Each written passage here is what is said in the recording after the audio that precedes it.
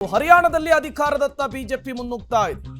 ಬಿಜೆಪಿಯನ್ನ ಕೈ ಹಿಡಿದ ಯುವಕರು, ಮಹಿಳೆಯರು, ರೈತರು ತುಂಬಾ ಗಮನಿಸಬೇಕಾದಂತಹ ವಿಚಾರ ಇಲ್ಲಿ.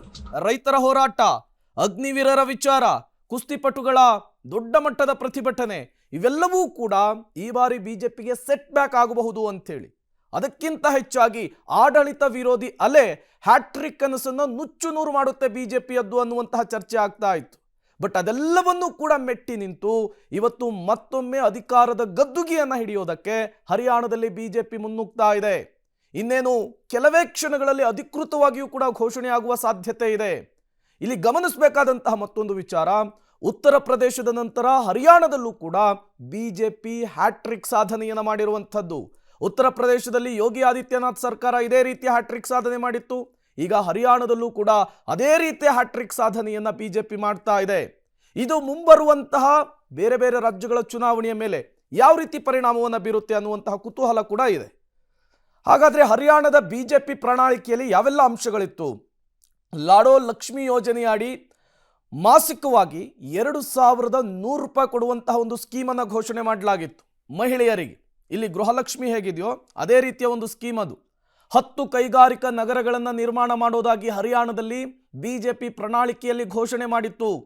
ಬಿಜೆಪಿಯ ಪ್ರಣಾಳಿಕೆಯೇ ಇವತ್ತು ಹರಿಯಾಣದಲ್ಲಿ ಹ್ಯಾಟ್ರಿಕ್ ಕನಸನ್ನು ನನಸು ಮಾಡಲಿಕ್ಕೆ ಹೆಲ್ಪ್ ಆಗಿದೆ ಅನ್ನುವಂತಹ ಚರ್ಚೆ ಆಗ್ತಾ ಇದೆ.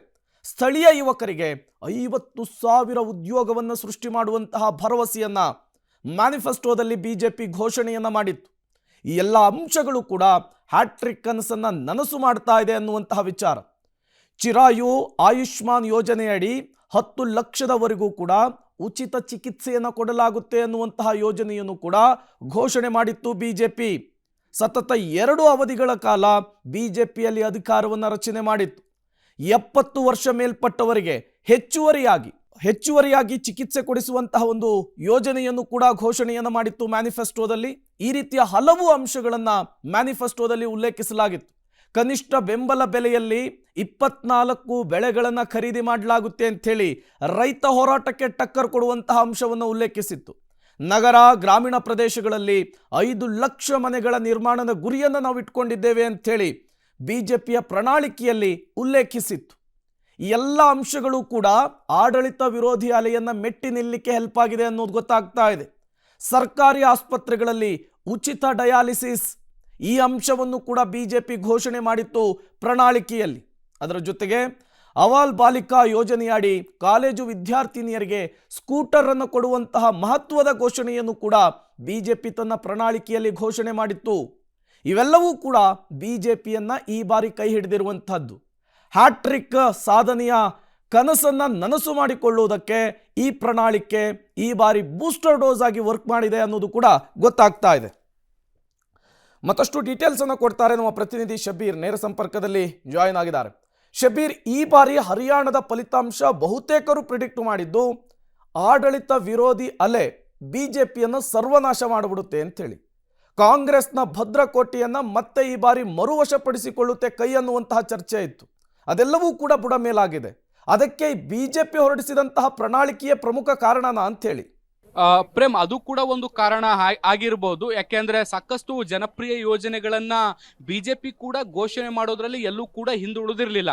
ಯಾಕೆ ಅಂದ್ರೆ ಯಾವಾಗ ಕಾಂಗ್ರೆಸ್ ನಿರಂತರವಾಗಿ ಎಲ್ಲಾ ರಾಜ್ಯಗಳಲ್ಲೂ ಕೂಡ ಗ್ಯಾರಂಟಿ ಯೋಜನೆಗಳನ್ನ ಘೋಷಣೆ ಮಾಡ್ತಾ ಬಂತು, ಇದು ಎಲ್ಲೋ ಒಂದು ಕಡೆ ನಮಗೆ ಹಿನ್ನಡೆಗೆ ಕಾರಣ ಆಗಬಹುದು ಅನ್ನುವಂತ ಒಂದು ಸುಳಿವು ಬಿಜೆಪಿಗೆ ಸಿಕ್ಕಿತ್ತು. ಹೀಗಾಗಿ ಕಾಂಗ್ರೆಸ್ ಮಾದರಿಯಲ್ಲಿ ಸಾಕಷ್ಟು ಜನಪ್ರಿಯ ಯೋಜನೆಗಳನ್ನ ಬಿಜೆಪಿ ಕೂಡ ಘೋಷಣೆಯನ್ನ ಮಾಡಿತ್ತು. ಮುಖ್ಯವಾಗಿ ಹರಿಯಾಣದಲ್ಲಿ ನಾವು ಗಮನಿಸಿದಂತ ಸಂದರ್ಭದಲ್ಲಿ ಗೃಹಲಕ್ಷ್ಮಿ ಯೋಜನೆಯ ಮಾದರಿಯಲ್ಲಿ 2100 ರೂಪಾಯಿಯನ್ನ ಮಹಿಳೆಯರ ಖಾತೆಗೆ ಜಮೆ ಮಾಡುವಂಥದ್ದು, ವಿದ್ಯಾರ್ಥಿನಿಯರಿಗೆ ಸ್ಕೂಟಿಯನ್ನ ಕೊಡಿಸುವಂಥದ್ದಾಗಿರ್ಬೋದು ಅಥವಾ ಉದ್ಯೋಗ ಸೃಷ್ಟಿಯಾಗಿರ್ಬೋದು, ಜೊತೆಗೆ ಆಯುಷ್ಮಾನ್ ಭಾರತದ ಅಡಿಯಲ್ಲಿ 10 ಲಕ್ಷ ಆರೋಗ್ಯ ಚಿಕಿತ್ಸೆಯನ್ನು ಕೊಡುವಂಥದ್ದಾಗಿರ್ಬೋದು.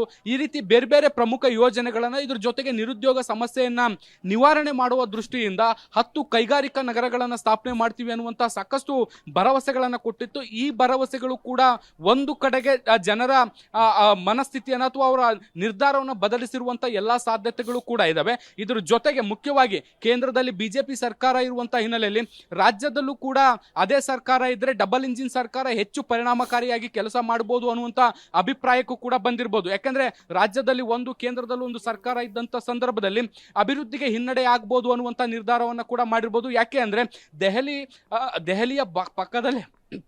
ದೆಹಲಿಯ ಪಕ್ಕದಲ್ಲೇ ಹರಿಯಾಣ ಇರುವಂತಹ ಹಿನ್ನೆಲೆಯಲ್ಲಿ ಸಾಕಷ್ಟು ಅನುಯಾಯಿಗೊಂಡಿರುತ್ತೆ. ಹೀಗಾಗಿ ಈ ಒಂದು ಫಲಿತಾಂಶ ಕಡೆಯ ಕ್ಷಣದಲ್ಲಿ ತಿರುವನ್ನ ಪಡ್ಕೊಂಡಿರುವಂತಹ ಸಾಧ್ಯತೆಗಳನ್ನ ಕೂಡ ನಾವು ನಿರೀಕ್ಷೆ ಮಾಡಬಹುದು ಪ್ರೇಮ್.